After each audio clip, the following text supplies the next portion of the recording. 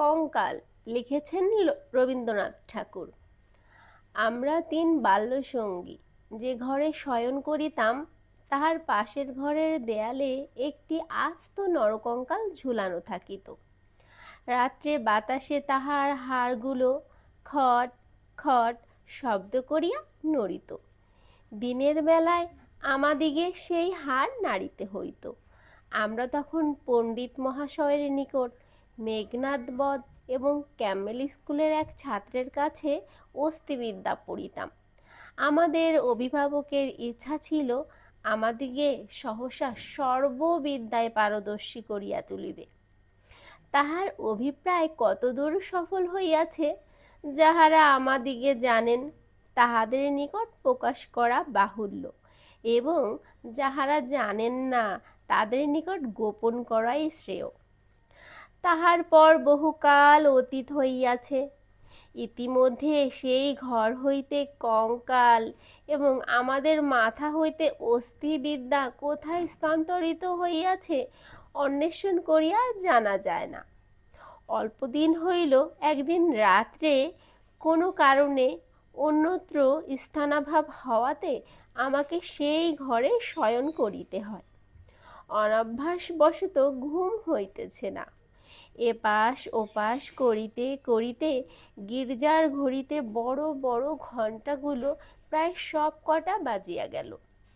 এই সময়ে ঘরের কোণে যে তেলের সেজ জ্বলিত ছিল, সেটা প্রায় মিনিট পাঁচেক ধরিয়া খাবি খাইতে খাইতে একেবারে নিভিয়া গেল।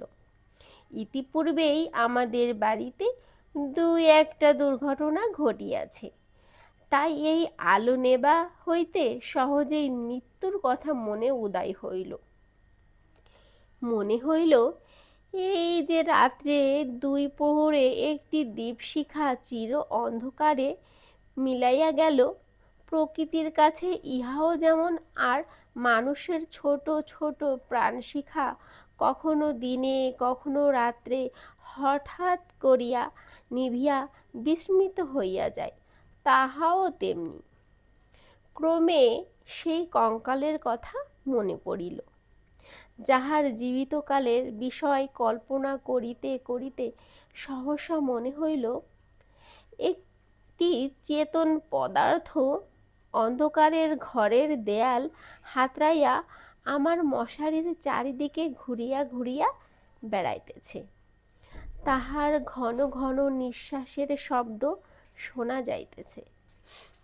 সে যেন কি খুঁজিতেছে, পাইতেছে না, এবং দ্রুততর বেগে ঘরময় প্রদক্ষিণ করিতেছে। নিশ্চয়ই বুঝিতে পারিলাম সমস্তই আমার নিদ্রাহীন উষ্ণ মস্তিষ্কের কল্পনা, এবং আমার এই মাথার মধ্যে বো বো করিয়া যে রক্ত ছুটিতেছে তাহারই দ্রুত পদশব্দের মতো শুনাইতেছে। কিন্তু তবু গা ছমছম করিতে লাগিল। জোর করিয়া এই অকারণ ভয় ভাঙিবার জন্য বলিয়া উঠিলাম, কে ও? পদশব্দ আমার মশারির কাছে আসিয়া থামিয়া গেল, এবং একটা উত্তর শুনিতে পাইলাম, আমি। আমার সেই কঙ্কালটা কোথায় গেছে তাই খুঁজিতে আসিয়াছি। আমি ভাবিলাম নিজের কাল্পনিক সৃষ্টির কাছে ভয় দেখানো কিছু নয়। পাশবালিশের সাবলে আঁকড়িয়া ধরিয়া চিরপরিচিতের মতো অতি সহজ সুরে বলিলাম, এই দুপুর রাত্রে বেশ কাজটি বাহির করিয়াছ, তা সে কঙ্কালে এখন আর তোমার আবশ্যক? অন্ধকারে মশারির অত্যন্ত নিকট হতে উত্তর আসিল, বলো কি? আমার বুকের হাড় যে তাহার মধ্যেই ছিল, আমার ২৬ বছরের যৌবন যে তাহার চারিদিকে বিকাশিত হইয়াছিল, একবার দেখিতে ইচ্ছে করে না? আমি তৎক্ষণাৎ বলিলাম, হ্যাঁ, কথাটা সঙ্গত বটে, তা তুমি সন্ধান করোগে, যাও, আমি একটু ঘুমাইবার চেষ্টা করি। সে বলিল, তুমি একলা আছো বুঝি? তবে একটু বসি, একটু গল্প করা যাক। ৩৫ বছর পূর্বে আমিও মানুষের কাছে বসিয়া মানুষের সঙ্গে গল্প করিতাম।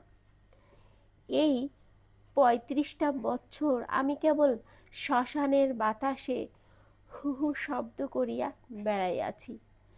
আজ তোমার কাছে বসিয়া আর একবার মানুষের মতো করিয়া গল্প করি। অনুভব করিলাম আমার মশারির কাছে কে বসিল। নিরুপায় দেখিয়া আমি বেশ একটু উৎসাহের সহিত বলিলাম, সেই ভালো, যাহাতে মন বেশ প্রফুল্ল হইয়া ওঠে এমন একটা কিছু গল্প বলো। সে বলিল, সবচেয়ে মজার কথা যদি শুনিতে চাও তো আমার জীবনের কথা বলি। গির্জার ঘড়িতে ঢং ঢং করিয়া 2টা বাজিল। যখন আমি মানুষ ছিলাম এবং ছোট ছিলাম তখন এক ব্যক্তিকে যমের মতো ভয় করিতাম। তিনি আমার স্বামী। মাছকে বড়শি দিয়া ধরিলে তাহার যেমন মনে হয় আমারও সেইরূপ মনে হইত। অর্থাৎ কোনো এক সম্পূর্ণ অপরিচিত জীব যেন বড়শিতে গাঁথিয়া আমাকে আমার স্নিগ্ধ গভীর জন্ম জলাশয় হইতে টান মারিয়া ছিনিয়া লইয়া যাইতেছে। কিছুতে তাহার হাত হইতে পরিত্রাণ নাই। বিবাহের 2 মাস পরেই আমার স্বামীর মৃত্যু হইল এবং আমার আত্মীয় স্বজনেরা আমার হইয়া অনেক বিলাপ পরিতাপ করিলেন। আমার শ্বশুর অনেকগুলি লক্ষণ মিলাইয়া দেখিয়া শাশুড়িকে কহিলেন, শাস্ত্রে যাহাকে বলে বিষকন্যা এই মেয়েটি তাই।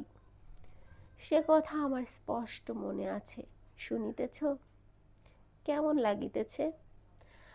আমি বলিলাম, বেশ, গল্পের আরম্ভটি বেশ মজার। তবে শোনো। আনন্দে বাপের বাড়ি ফিরিয়া আসিলাম। ক্রমে বয়স বাড়িতে লাগিল। লোকে আমার কাছে লুকাইতে চেষ্টা করিত। আমি নিজে বেশ জানিতাম আমার মতো রূপসী এমন যেখানে সেখানে পাওয়া যায় না। তোমার কি মনে হয়? খুব সম্ভব। কিন্তু আমি তোমাকে কখনো দেখি নাই। দেখো নাই? কেন? আমার সেই কঙ্কাল। আমি ঠাট্টা করিতেছি। তোমার কাছে কি করিয়া প্রমাণ করিব যে সেই 2টো শূন্য চক্ষু কোটরের মধ্যে বড় বড় টানা 2টি কালো চোখ ছিল এবং রাঙা ঠোঁটের উপরে যে মৃদু হাসিটুকু মাখানো ছিল। এখনকার অনাবৃত দন্তাসার বিকট হাস্যের সঙ্গে তার কোনো তুলনা হয় না এবং সেই কয়খানা দীর্ঘ শুষ্ক অস্থিখণ্ডের উপর এত লালিত, এত লাবণ্য, যৌবনের এত কঠিন কোমল নিটোল পরিপূর্ণতা প্রতিদিন প্রফুষ্টিত হইয়া উঠিতেছিল। তোমাকে তাহা বলিতে গেলে হাসি পায় এবং রাগও ধরে। আমার সেই শরীর হইতে যে অস্থিবিদ্যা শেখা যাইতে পারে তাহা তখনকার বড় বড় ডাক্তারেরাও বিশ্বাস করিত না। আমি জানি একজন ডাক্তার তাহার কোনো বিশেষ বন্ধুর কাছে আমাকে কনকচাপা বলিয়াছিলেন। তাহার অর্থ এই, পৃথিবীর আর সকল মনুষ্যই অস্থিবিদ্যা এবং শরীরতত্ত্বের দৃষ্টান্তস্থল ছিল। কেবল আমি সৌন্দর্যরূপী ফুলের মতো ছিলাম। কনক চাপার মধ্যে কি একটা কঙ্কাল আছে? আমি যখন চলিতাম তখন আপনি বুঝিতে পারিতাম যে একখণ্ড হীরা নড়াইলে তাহার চারিদিক হইতে যেমন আলো ঝকমক করিয়া ওঠে, আমার দেহের প্রত্যেক গতিতে তেমনি সৌন্দর্যের ভঙ্গি নানা স্বাভাবিক হিল্লোলে চারিদিক ভাঙ্গিয়া পড়িত। আমি মাঝে মাঝে অনেকক্ষণ ধরিয়া নিজের হাত দুখানি নিজে দেখিতাম। পৃথিবীর সমস্ত উদ্ধত পৌরুষের মুখে রাশ লাগাইয়া মধুরভাবে বাগাইয়া ধরিতে পারে এমন দুখানি হাত। সুভদ্রা যখন অর্জুনকে লইয়া দীপ্ত ভঙ্গিতে আপনার বিজয়রথ বিস্মিত 3 লোকের মধ্য দিয়া চালাইয়া লইয়া গিয়াছিলেন, তাহার বোধ করি এইরূপ দুখানি আঙ্গুল, সুঢল বাহু, আরক্ত করতল এবং লাবণ্য শিখার মতো আঙ্গুলি ছিল। কিন্তু আমার সেই নির্লজ্জ আবরণ নিরাভরণ চিরবিদ্ধ কঙ্কাল তোমার কাছে আমার নামে মিথ্যা সাক্ষ্য দিয়াছে। আমি তখন নিরুপায় নিরুত্তর ছিলাম। এজন্য পৃথিবীর সবচেয়ে তোমার উপর আমার রাগ, বেশি রাগ।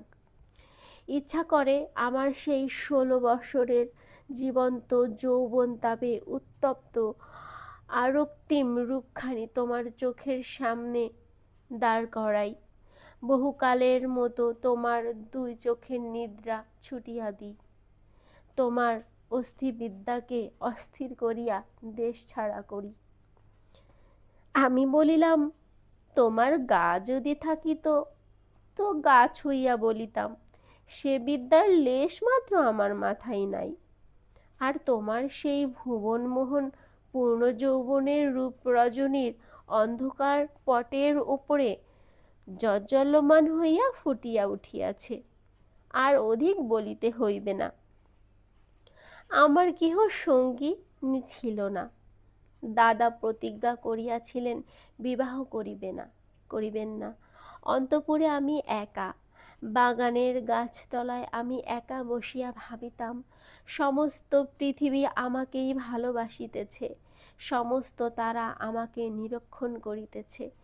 বাতাস ছল করিবার বারবার দীর্ঘ নিঃশ্বাস পাশ দিয়া চলিয়া যাইতেছে, এবং তৃণাসনে পা দুটি মেলিয়া বসিয়া আছি। তাহার যদি চেতনা থাকিত তবে সে পূর্ণবার অচেতন হইয়া যাইত। পৃথিবীর সমস্ত যুবাপুরুষ ওই তৃণপুষ্প রূপে দল বাঁধিয়া নিস্তব্ধে আমার চরণবর্তী হইয়া দাঁড়াইয়াছে, এইরূপ আমি কল্পনা করিতাম। হৃদয়ে অকারণে কেমন বেদনা অনুভব হইত। দাদার বন্ধু শশীশেখর যখন মেডিকেল কলেজ হইতে পাশ করিয়া আসিলেন, তখন তিনিই আমাদের বাড়ির ডাক্তার হইলেন। আমি তাহাকে পূর্বে আড়াল হইতে অনেকবার দেখিয়াছি। দাদা অত্যন্ত অদ্ভুত লোক ছিলেন। পৃথিবীটাকে যেন ভালো করিয়া চোখ মেলিয়া দেখিতেন না। সংসারটা যেন তাহার পক্ষে যথেষ্টই ফাঁকা নয়, এজন্য সরিয়া সরিয়া একেবারে প্রান্তে গিয়া আশ্রয় লইয়াছেন। তাহার বন্ধুর মধ্যে এক শশীশেখর। এজন্য বাহিরে যুবকদের মধ্যে আমি এই শশীশেখরকেই সর্বদা দেখিতাম, এবং যখন আমি সন্ধ্যাকালে পুষ্পতরুতলে সম্রাজ্ঞীর আসন গ্রহণ করিতাম, তখন পৃথিবীর সমস্ত পুরুষ জাতি শশীশেখরের মূর্তি ধরিয়া আমার চরণগত হইত। শুনিতেছ? কি মনে হইতেছে? আমি সনিশ্বাসে বলিলাম, মনে হইতেছে শশীশেখর হইয়া জন্মিলে বেশ হইত। আগে সবটা শোনো। একদিন বাদলার দিনে আমার জ্বর হইয়াছে, ডাক্তার দেখিতে আসিয়াছেন। সেই প্রথম দেখা।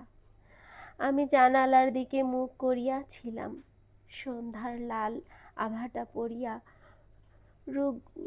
রুগণ মুখের বিবর্ণতা যাহাতে দূর হয়।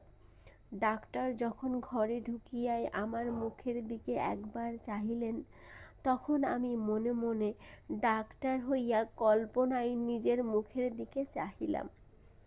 সেই সন্ধ্যালোকে কেবল বালিশের উপরে একটি ঈষৎক্লিষ্ট কুসুম পেলব মুখ, অসংযমিত চূর্ণকুন্তল ললাটের উপর আসিয়া পড়িয়াছে, এবং লজ্জায় আনমিত বড় বড় চোখের পল্লব কপোলের উপরে ছায়া বিস্তার করিয়াছে।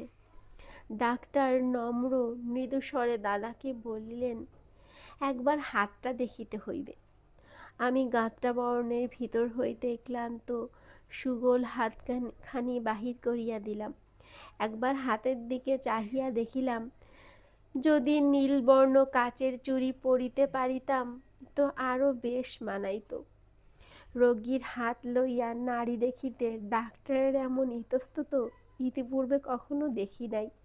অত্যন্ত অসংলগ্নভাবে কম্পিত আঙ্গুলিতে নাড়ি দেখিলেন। তিনি আমার জ্বরের উত্তাপ বুঝিলেন। আমিও তাহার অন্তরের নাড়ি কিরূপ চলিতেছে কতটা আভাস পাইলাম। বিশ্বাস হইতেছে না? আমি বলিলাম, অবিশ্বাসের কোনো কারণ দেখিতেছি না। মানুষের নাড়ি সকল অবস্থায় সমান চলে না। কালক্রমে আরও 2-4 বার রোগ আরোগ্য হইবার পর দেখিলাম, আমার সেই সন্ধ্যাকালের মানসসভায় পৃথিবীর কোটি কোটি পুরুষ সংখ্যা অত্যন্ত হ্রাস হইয়া ক্রমে একটিতে আসিয়া ঠেকিল। আমার পৃথিবী প্রায় জনশূন্য হইয়া আসিল। জগতে কেবল একটি ডাক্তার এবং একটি রোগী অবশিষ্ট রইল। আমি গোপনে সন্ধ্যাবেলায় একটি বাসন্তী রঙের শাড়ি পরিতাম। ভালো করিয়া খোপা বাঁধিয়া মাথায় একগাছি বেলফুলের মালা জড়াইতাম। একটি আয়না হাতে লইয়া বাগানে গিয়া বসিতাম। কেন? আপনাকে দেখিয়া কি আর পরিতৃপ্তি হয় না? বাস্তবে কি হয় না? কেননা আমি তো আপনাকে দেখিতাম না। আমি তখন একলা বসিয়া 2 জন হইতাম। আমি তখন ডাক্তার হইয়া আপনাকে দেখিতাম, মুগ্ধ হইতাম এবং ভালোবাসিতাম এবং আদর করিতাম। অথচ প্রাণের ভিতর একটা দীর্ঘ নিঃশ্বাস সন্ধ্যা বাতাসের মতো হু হু করিয়া উঠিত। সে হইতে আমি আর একলা ছিলাম না। যখন চলিতাম নতনেত্রে চাহিয়া দেখিতাম পায়ের আঙ্গুলিগুলি পৃথিবীর উপরে কেমন করিয়া পড়িতেছে এবং ভাবিতাম, এই পদক্ষেপ আমাদের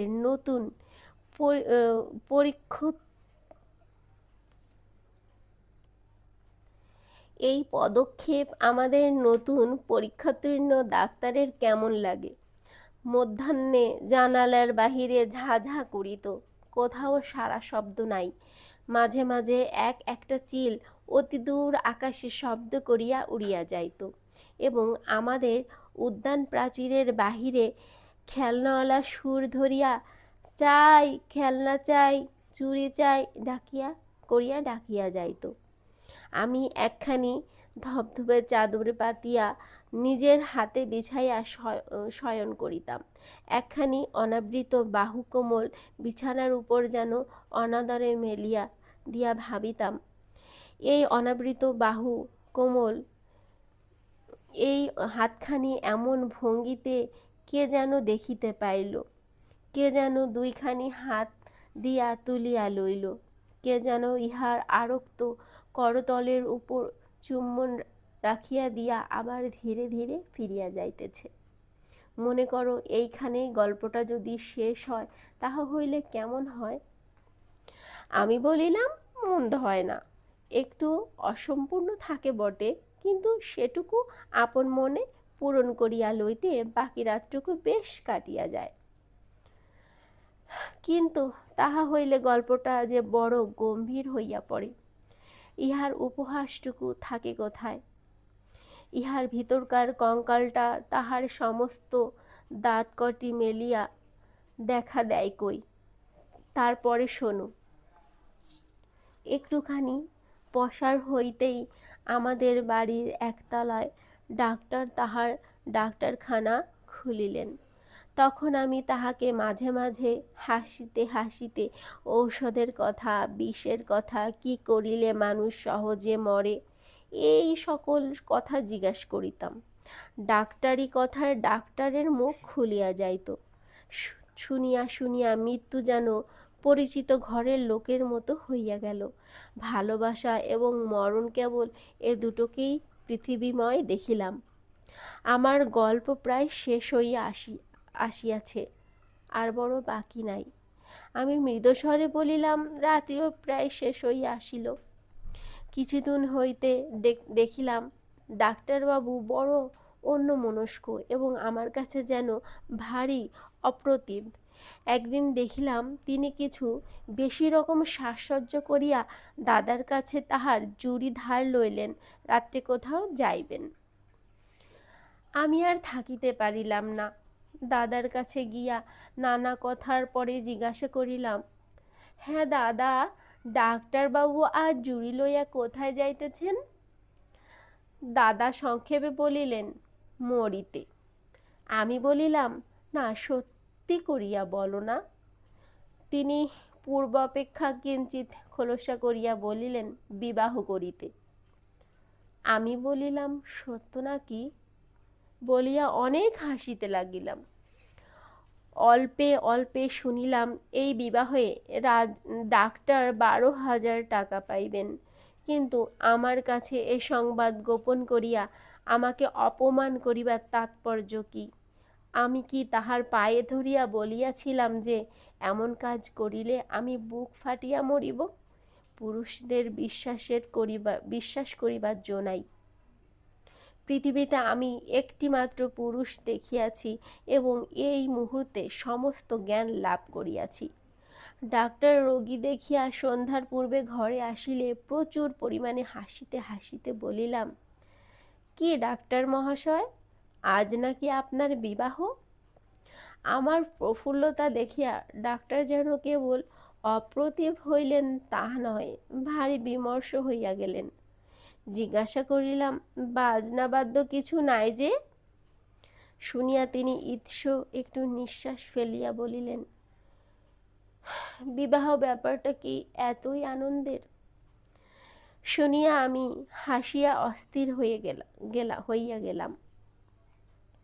এমন কথাও তো শুনি নাই, কখনো শুনি নাই। আমি বলিলাম, সে হইবে না, বাজনা চাই, আলো চাই। দাদাকে এমনই ব্যস্ত করিয়া তুলিলাম যে দাদা তখনই রীতিমতো উৎসবের আয়োজনে প্রবৃত্ত হইলেন। আমি কেবলই গল্প করিতে লাগিলাম। বধূ ঘরে আসিলে কি হইবে, কি করিব? জিজ্ঞাসা করিলাম, আচ্ছা ডাক্তার মহাশয়, তখনও কি আপনি রোগীর নাড়ি টিপিয়া বেড়াইবেন? যদিও মানুষের, বিশেষত পুরুষের মনটা দৃষ্টিগোচর নয়, তবু আমি শপথ করিয়া বলিতে পারি কথাগুলি ডাক্তারের বুকে শেলের মতো বাজিতেছিল। অনেক রাত্রের লগ্ন। সন্ধ্যাবেলায় ডাক্তার ছাতের উপর বসিয়া দাদার সহিত 2-1 পাত্র মদ খাইতেছিলেন। দুজনেই একটু এই অভ্যাসটুকু ছিল। ক্রমে আকাশে চাঁদ উঠিল। আমি হাসিতে হাসিতে আসিয়া বলিলাম, ডাক্তার মশাই ভুলিয়া গেলেন নাকি যাত্রা যে সময় হইয়াছে? এইখানে একটা সামান্য কথা বলা আবশ্যক। ইতিমধ্যে গোপনে ডাক্তারখানায় গিয়া খানিকটা গুড়া সংগ্রহ করিয়া আনিয়াছিলাম এবং সেই গুড়ার কিয়দংশ সুবিধা মতো অলক্ষিতে ডাক্তারের গ্লাসে মিশাইয়া দিয়াছিলাম। কোন গুড়া খাইলে মানুষ মরে ডাক্তারের কাছে শিখিয়াছিলাম। ডাক্তার এক চুমুকে গ্লাসটি শেষ করিয়া কিঞ্চিৎ আর্দ্র গদগদ কণ্ঠে আমার মুখের দিকে মর্মান্তিক দৃষ্টিপাত করিয়া বলিলেন, তবে চলিলাম। বাঁশি বাজিতে লাগিল। আমি একটি বেনারসি শাড়ি পরিলাম। যতগুলি গহনা সিন্ধুকে তোলা ছিল সবগুলি বাহির করিয়া পড়িলাম। সিঁথিতে বড় করিয়া সিঁদুর দিলাম। আমার সেই বকুলতলার বিছানা পাতিলাম। বড় সুন্দর রাত্রি, ফুটফুটে জ্যোৎস্না। সুপ্ত জগতের ক্লান্তি হরণ করিয়া দক্ষিণে বাতাস বহিতেছে। জুই আর বেল ফুলের গন্ধে সমস্ত বাগান আমোদ করিয়াছে। বাঁশির শব্দে যখন ক্রমে ক্রমে দূরে চলিয়া গেল, জ্যোৎস্না যখন অন্ধকার হইয়া আসিতে লাগিল, এই তরুপল্লব এবং আকাশ এবং আজন্মকালের ঘর দুয়ার লইয়া পৃথিবী যখন আমার চারিদিক হইতে মায়ার মতো মিলিয়া যাইতে লাগিল, তখন আমি নেত্র নিমীলন করিয়া হাসিলাম। ইচ্ছা ছিল যখন লোকে আসিয়া আমাকে দেখিবে, তখন এই হাসিটুকু যেন রঙিন নেশার মতো আমার ঠোঁটের কাছে লাগিয়া থাকে।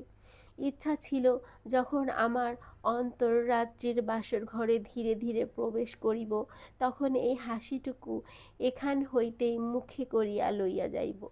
কোথায় বাসর ঘর? আমার সেই বিবাহের বেশ কোথায়? নিজের ভিতর হইতে একটা খট খট শব্দে জাগিয়া দেখিলাম, আমাকে লইয়া তিনটি বালক অস্থিবিদ্যা শিখিতেছে।